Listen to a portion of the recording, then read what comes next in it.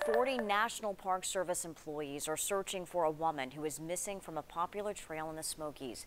Susan Clements was last seen near Clingman's Dome on Tuesday. She was hiking on the Forney Ridge Trail near Andrews Bald with her daughter. 10 News reporter Cole Sullivan shows us how the weather is making the search efforts more difficult. It was supposed to be an easy hike near Clingman's Dome. Many people hike in that area on the Forney Ridge Trail out to Andrews Bald to get some nice views of the area. So it's a fairly popular trail. But it's led to a multi-day search effort for 53-year-old Susan Clements. She and her daughter separated.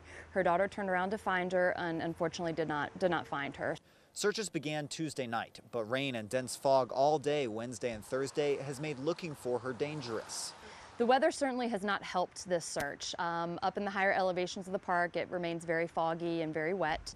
About 40 people are searching for Clements or any clues of where she might be. They're using all of their senses. They're listening. They are calling the name of the missing person. We use whistles and things like that too. They've expanded the search off the trail and are now looking in the woods. This case was a little bit different with the weather moving in and the fact that we hadn't seen her in a day or two. So we did have folks out on the Appalachian Trail overnight. The poor conditions at 6,600 feet, even tough for Park Service employees. Our searchers come back pretty wet and pretty tired from the field.